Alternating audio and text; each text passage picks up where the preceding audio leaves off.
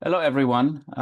So as Sanjay was saying, my name is Dirk Lammertz, and I'm working mainly on helping clients to commercialize innovation. And when you think about what you need to accomplish when you commercialize innovation, there are actually only two things you need to get right, and they're difficult to get right, but there are only two things.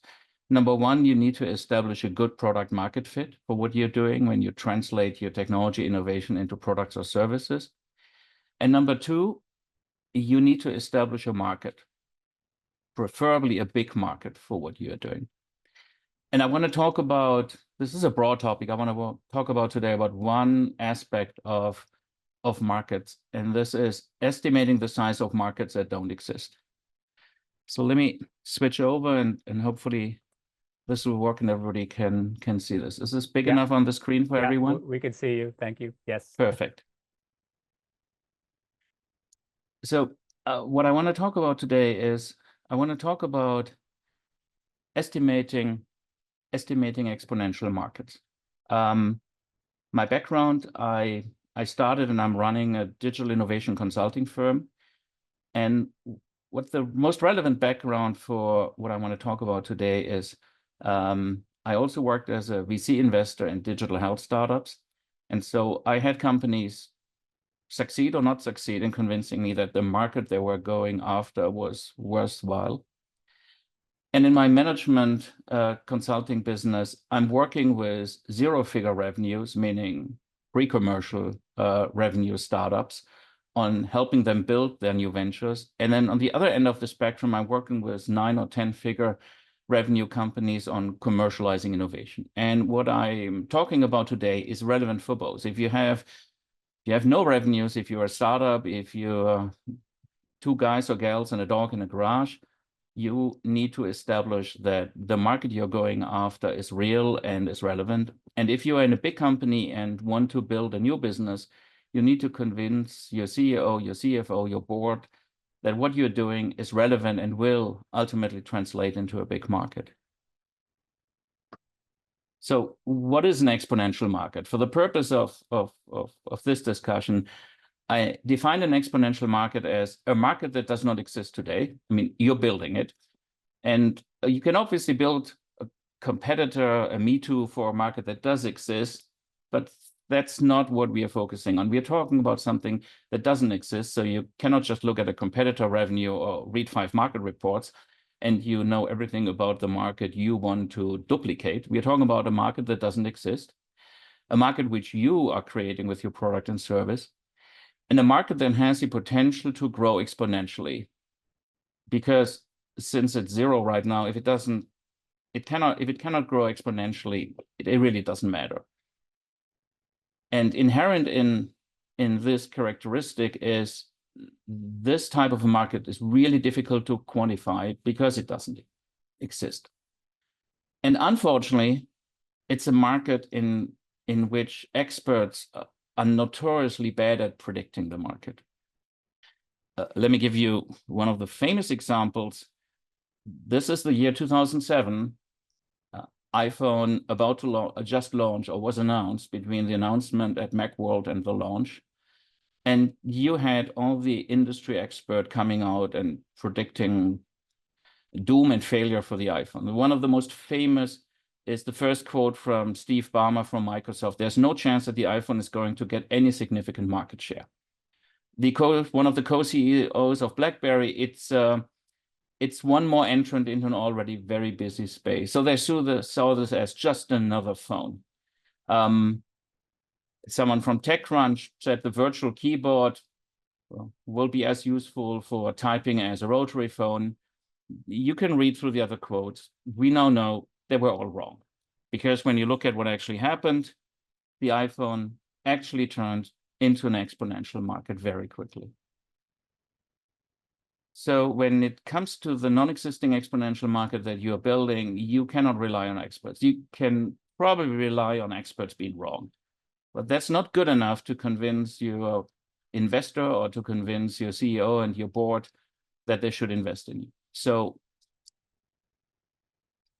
you need to care about being able to define and quantify a market that doesn't exist when you're creating a startup to change the world, or when you are within a large company building a new business to unlock growth.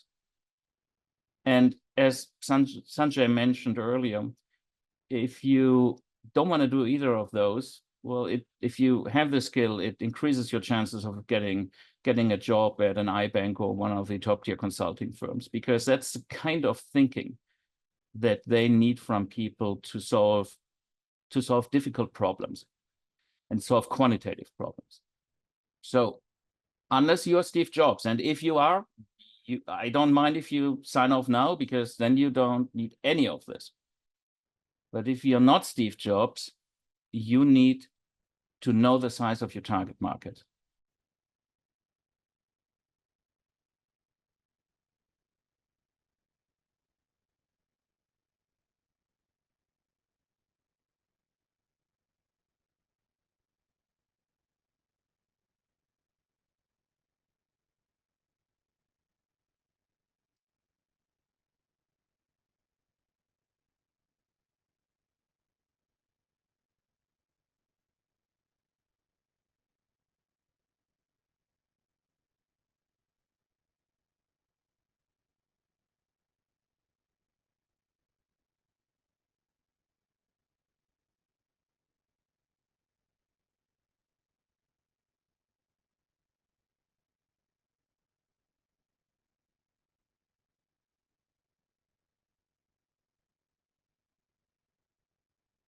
We are really, really bad at estimating large, complex, and abstract quantities.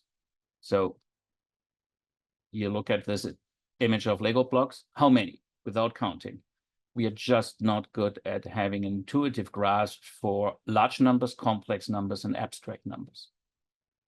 So how, after I hopefully convinced you that it's incredibly important, whether you're a startup or in a big company, for you to be able to estimate and quantify the size of the market that your innovation is targeting, how should we go after this? Well, let me start with 3 ways to not estimate an exponential markets, and I've seen all of those. The first one is making a wild guess, make up a number. Like when I showed you the Lego blocks, just say 3,000, because no, it looks like a lot, and 3,000 is a big number. So wild guess is not a good approach. Top-down guess, slightly better, but it's also not a good approach, because it often goes like this. Well, we want to get 10% of 10%, and then you fill in the blank of a big number. And I mean, how hard can this be? You're only going for 10% of 10% of what then becomes a big number, because it's 10% of 10% of a really big number. And the third one is people just throw up their arms and say, how should I know? I'm building something new. Nobody can know. So these are 3 ways that you should not use in trying to estimate an exponential market. If these are the ways you should not estimate a market, there's one way to estimate an exponential market, and it's called the Fermi method. It is named after the Italian-American physicist Enrico Fermi, who had a unique ability to make accurate approximations with very limited data. And so his method is a technique for estimating large, complex, or seemingly unknowable quantities, like exponential market, like a market that doesn't exist. You have no comparison, no benchmarks. The method is based on the principle of breaking down a problem into smaller, more manageable parts, and then making educated guesses for each part. Guesses that are manageable, as you'll see in some examples I'll show you, but that also, if done right, create bounds for the errors you're committing in making your estimations and making your combined estimation. And what this method typically provides is an order of magnitude estimate for an otherwise, quote unquote, unquantifiable number.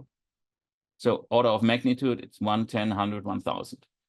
And that is at the stage you are good enough for our purposes. You do not need to know this to the second decimal, but if you can estimate the market of something that doesn't exist and you believe you can build with an order of magnitude resolution, then you accomplish what you're doing. I've used this method many times, and it's possible to get within a, for example, 2x resolution and magnitude. But it's okay if you are within an order of magnitude.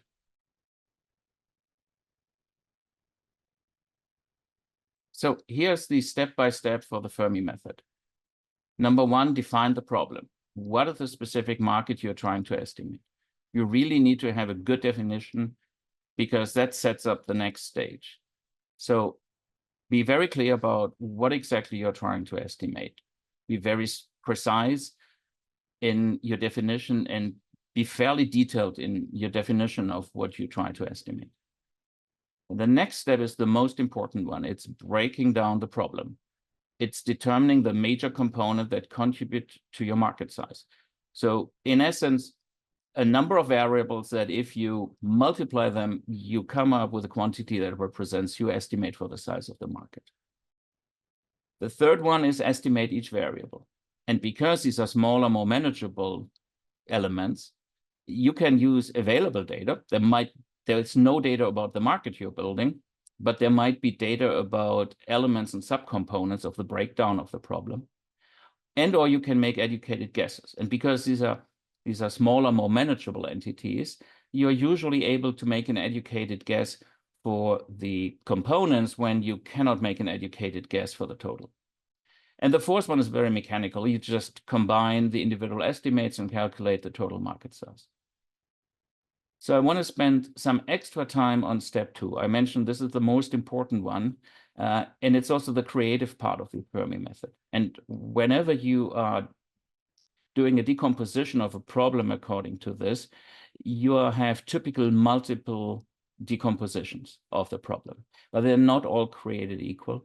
They differ in their power and their ability to support generating the estimates for each variable and the overall market. And I'll later come to some techniques for optimizing your breakdown and what represents a good breakdown versus a not so good breakdown. To give you a hint for the complexity that you're aiming at, this breakdown for many problems typically contains 5 to 10 component variables. So if you have fewer than 5, you're probably not granular enough and you haven't replaced, either the problem isn't that complicated to start with, or you haven't replaced your overall market size problem with enough of a granular view that you can successfully apply step 3 and step 4. But it also typically doesn't have more than 10 component variables. And if you have way more than 10, you're probably overthinking this and you're breaking this down into a way too granular level for what we are trying to accomplish here. So I leave this on for another moment. I just want you to look at this and understand the steps you need to take, define the market, then think about the decomposition. And that probably takes the majority of time, because if you're on the wrong path here, you cannot recover from this. You will have to go back to the drawing board if that happens, which is okay, but took some of your time. You need to estimate the variables. And in the real world, you will be able to Google a number of those, and that's perfectly fine. You will just not be able to Google the total end result because that entry doesn't exist. And then you aggregate these into your estimate for the market size. So let's do a warm-up exercise. Street lights in San Francisco. The question is, how many street lights are in San Francisco? And since it's a warm-up, I'm starting by saying San Francisco is a city which covers an area of 7 by 7 miles. So I'll wait here for a minute and let you think about how would you do step 2, the decomposition of this problem into component variables. And then I'll show you my approach.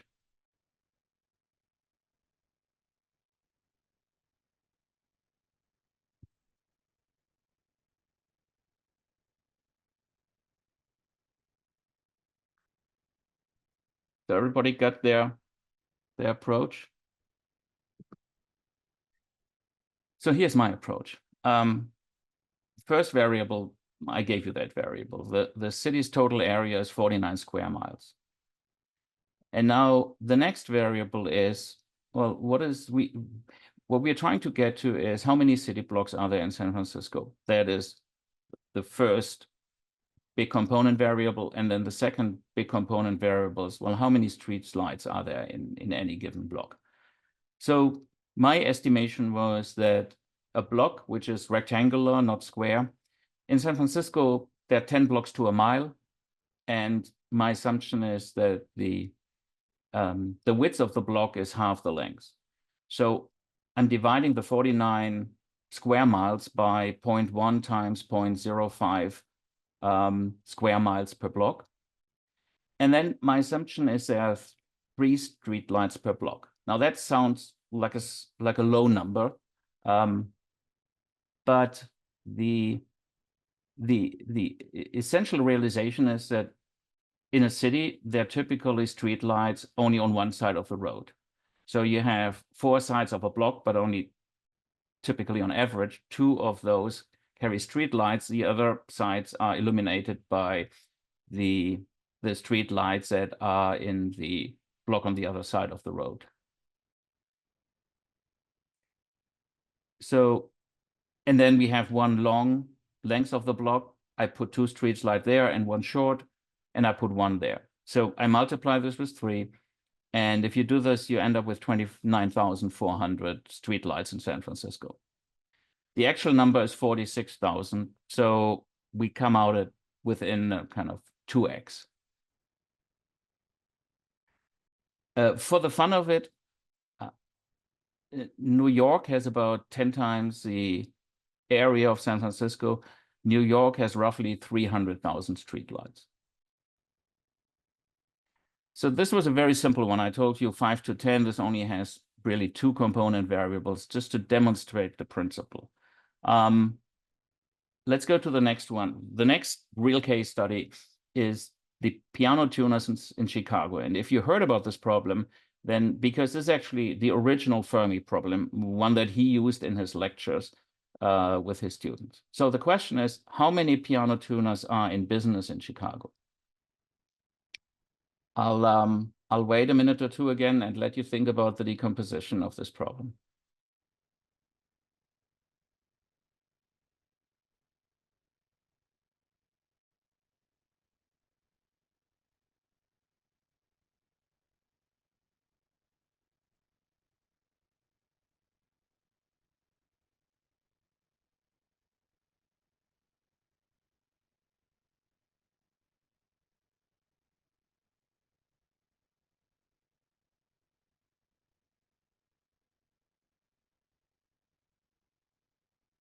So I see a question here from the previous problem. Will we be able to look up numbers for the estimation?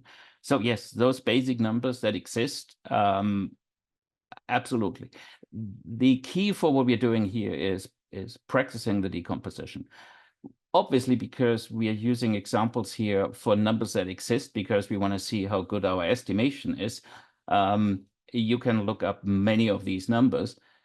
The essence is not the estimation of the individual variables where that data exists. The key to practicing this is really thinking about the right decomposition. So assuming you thought about how you want to think about the piano tuners in Chicago, let me show how I went after that. So I started with, my question is, how many pianos are there in Chicago? I want to find out how many pianos are there in Chicago, and then I want to find out how many piano tuners do we need in order to service those. This is the essence of this decomposition, which when you look at this has 5 component variables. So in order to find out how many pianos in Chicago, I needed to come up with an estimate for the population of Chicago, which I thought was about 3 million. You can bookend this by saying San Francisco, I remember, has 1 million, New York has 20. That's a very big city. Chicago is obviously bigger than San Francisco. So 3 million sounds about right. Now, usually individuals don't have pianos, households have pianos. So how many people are in a household? Let's say 3. So if we divide the 3 million by 3, that gives us 1 million households in Chicago. And here now is a really critical estimate, and one that's difficult to get right, which is the percent of households with a piano. And that is something where you just need to make an educated guess in a real world application where you cannot look up the number of pianos per household. In a real world application, you would need to think about this. You would need to think about people you know. You would need to think about what's plausible. Does every second household have a piano? Definitely not in 2024. Are there no pianos anywhere? That's also not right. So I used 1% as the number multiplied with the number of households with the number of pianos in Chicago. The next estimate that's driving the total number is how often is a piano tuned per year. If you're not a professional player, it's not tuned every month. So let's say it's tuned once per year. And the last number we need is how many tunings can a piano tuner do per year? And my assumption was there are 250 working days, and tuning a piano takes a couple hours, and then there's commute time. So I used 2. You could easily say 3, but you wouldn't say 10 or 20 tunings per day. So you then divide numbers, use percentages, multiply numbers, and you come up with an estimate of 20. Now, finding the actual number isn't that trivial because there isn't really a good directory. But what I did is I used Google Maps and looked for piano tuners in Chicago, and it came out to 25. So let's say Google underrepresented the piano tuners in Chicago by a factor of 4. So you would actually have 100 piano tuners. The estimate of 20 is still well within the order of magnitude resolution that we are trying to get to here.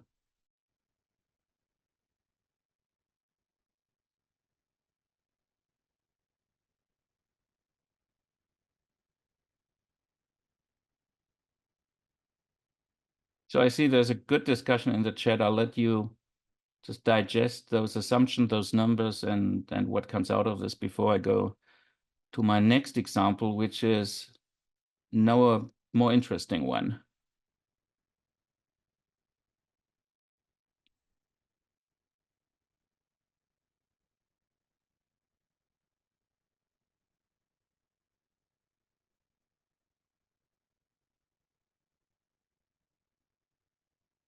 And you see, once we got our decomposition, once we got our estimates for the individual variables, all we need is 5th grade math. It's really not complicated at that point. The question is, can I find a good decomposition? And for those numbers for which I cannot Google the answer, can I come up with a good estimate for the magnitude of the component variable? So let's come to the next one. Question, how many metric tons of bananas does Ecuador export each year? That's a more interesting one. I assume most likely none of you have ever thought about this. So I want to give you a few minutes to think about the decomposition. And here is really an interesting way of picking one of 2 big ways of doing the decomposition.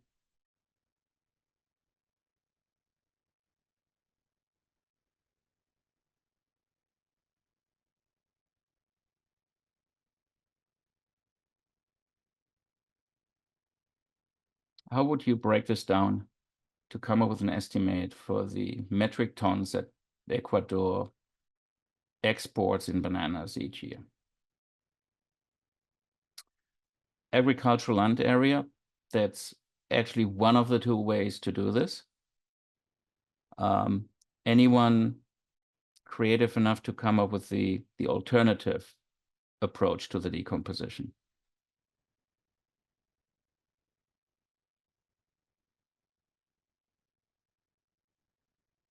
Shipping? Go one step further. What happens after shipping?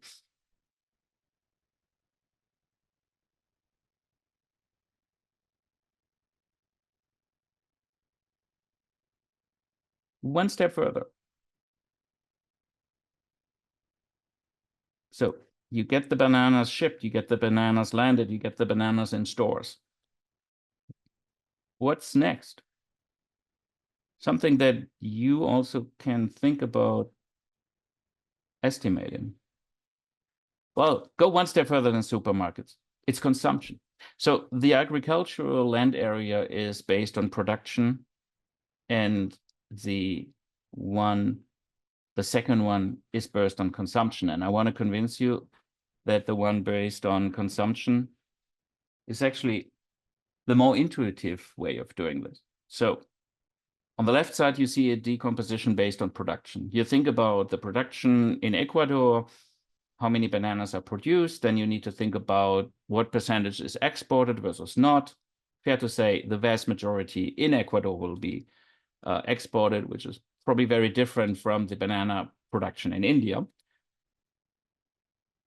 But my question is, how intuitive is estimating the production in Ecuador for a US consumer? Unless you're born in Ecuador or have relatives or have visited Ecuador, I'm not sure how I would go after estimating without, at this point, without too much Googling, estimating the production capacity in Ecuador versus consumption. I mean, I'm sure each of you ate a banana, maybe recently. So the consumption is very intuitive for a US consumer. And you need to account for a few things like, well, we are not only consuming bananas from Ecuador, and Ecuador is not only exporting into the US, but in terms of magnitude, it's something that's pretty straightforward and can easily be accounted for. So my recommendation and my approach here is to estimate the exports, the banana exports from Ecuador, based on consumption and not based on production. So let's see how that looks.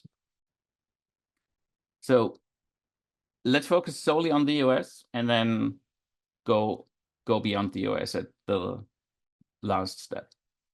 US population 350 million. One of the key parameters is the next one, banana consumption per person per year. I estimated 2 bananas per person per week, so you got 2 times 52. You can say 1, you can say 3, but the advantage is that this doesn't change the output, the result, in an order of magnitude way. So we now know how many bananas are eaten in the US each year. Question is, what is the average weight of a banana? And since we want metric tons, let's do it in grams. So my estimate is 150 grams per banana. So it's equivalent to 3 bananas per pound. Because we don't want to have grams, we want to have tons. We divide by 1 million.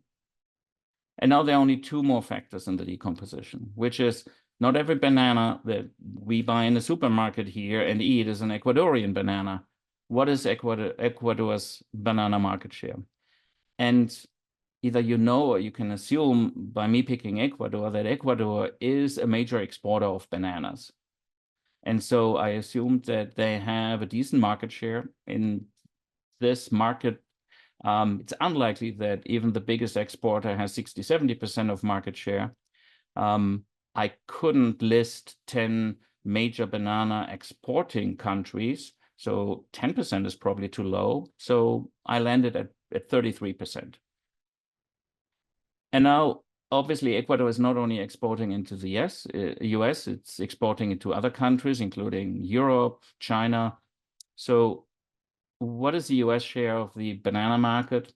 Well, one way to look at this would be similar to the US share in a number of markets, and that is 1/3.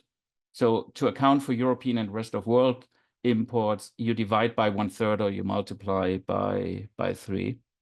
And when you do this, you come up with 5.4 million metric tons that Ecuador exports. The actual number from the Ecuadorian Agricultural Trade Organization in 2023 is 6.2 million metric tons. So even if you picked slightly different component estimates, 1 banana per year, 3 bananas per year, you probably will get the weight of a banana right. I gave you an argument why the Ecuadorian market share should be substantially above 10%. but not going up to 50, 60. So you will be roughly in the right range if you use this logic of 1/3 market share. And then the share of the banana market, well, maybe it's not 1/3, maybe it's 1/4. But if you multiply these numbers, and especially if you pick a low estimate for one and a higher estimate for another, then whatever your deviation and your error is typically evens out. You will be able to get pretty close to what the actual number is for a problem that I assume you had no reason to ever consider you wanted to solve.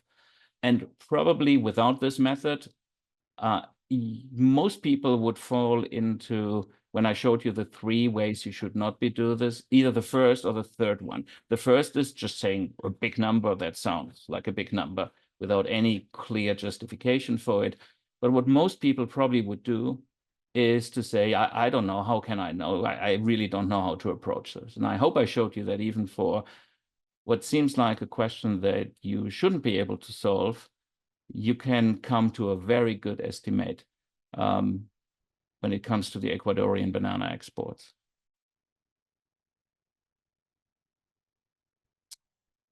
Yeah, I don't know about the Chiquita versus non-Chiquita market shares in Seattle, but I'm sure that across the US, Ecuador is catching up to their 1/3 market share.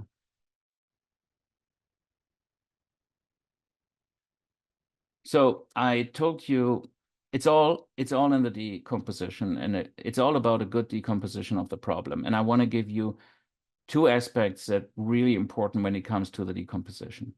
The first is use a breakdown of the problem that provides you with components for which you either have available data or can make educated guesses. The example I gave was, I think I can much better estimate the component variables if I do the Ecuadorian banana problem breakdown based on consumption versus production.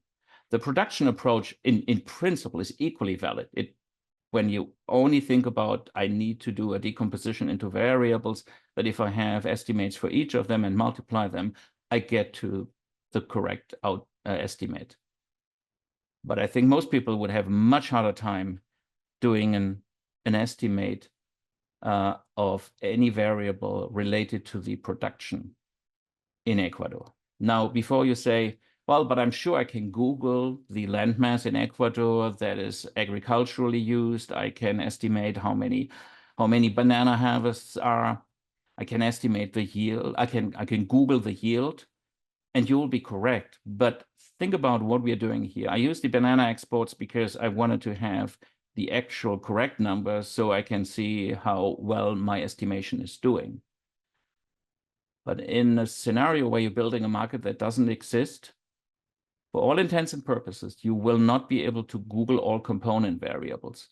So the equivalent of the banana producing landmass in Ecuador, you won't be able to find the number. It's not that easy. You're building something that doesn't exist, and for all intents and purposes, the component variables, you will be able to Google some of them, but not all of them. So make sure that you use a decomposition for which you are qualified to make educated guesses for the component variables. The second one is a consequence of the breakdown of the problem, but I really want you to realize that there are good examples of component variables and there are not so good examples in terms of the error range that they introduce. So a good example, the number of streetlights per block. If you subscribe to the notion that only every second a side of a block has a streetlight because the others are covered by the adjacent blocks, then the magnitude is probably between 3 and 5. You won't have 30 streetlights in the block.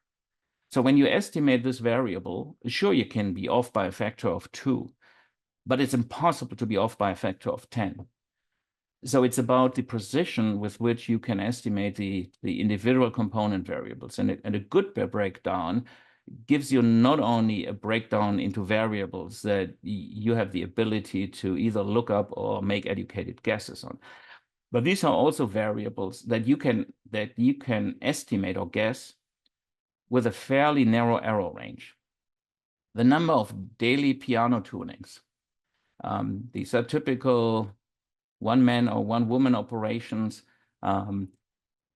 They have to do more than one tuning, otherwise they wouldn't be in business.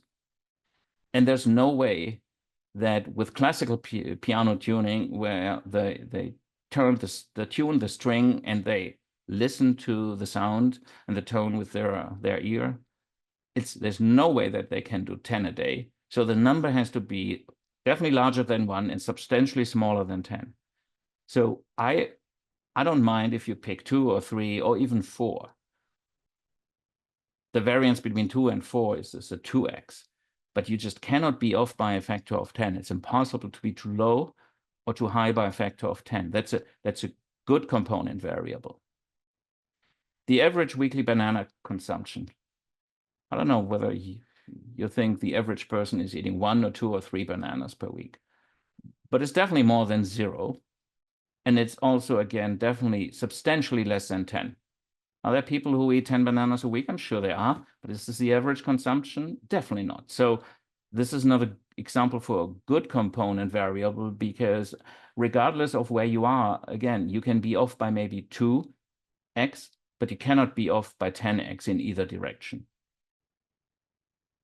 The not so good example, and I referred to this when we looked at the piano tuning problem. A not so good example is a percentage variable that is in the low single digits. Percentage variables are usually great because if you know it's between 50 and 75, or if you assume it's between 50 and 75, again, it really doesn't matter whether you pick 50 or 75. The error in terms of a multiplier is irrelevant there. But unfortunately, for the percentage of households with a piano, we are at the very low end. And it's very easy to be off by a major factor. I told you I used 1% in our estimate. Fermi used 20% in his original version. Now, obviously, pianos have gone out of fashion since the days of Fermi. And I'm sure the number was higher in his days than it's today. But just this range shows you how far this one estimate can be off. If we don't know whether let's assume it's anywhere between 1 and 20, but we don't know where it is, then picking 1 versus 20 or 20 versus 1, that introduces a 20x multiplier for one of your estimates. And since we are multiplying numbers most of the time, this then introduces a 20x swing for your estimate. So the piano tuner example unfortunately works with this breakdown and historically has been done with this breakdown. If you can come up with a better example where you don't have a low single digit percentage, then you have a much better chance of estimating this more accurately. But if you end up with the problem where the decomposition unfortunately leaves you with rare occurrences, rare events, then you need to pay extra attention to getting this number right. And if you're in a real world business scenario where you're building a market, then you need to invest in market research to get some more precision around your estimate, because that multiplier between, for example, 1% and 20% for your estimate is just too wide to be comfortable with that.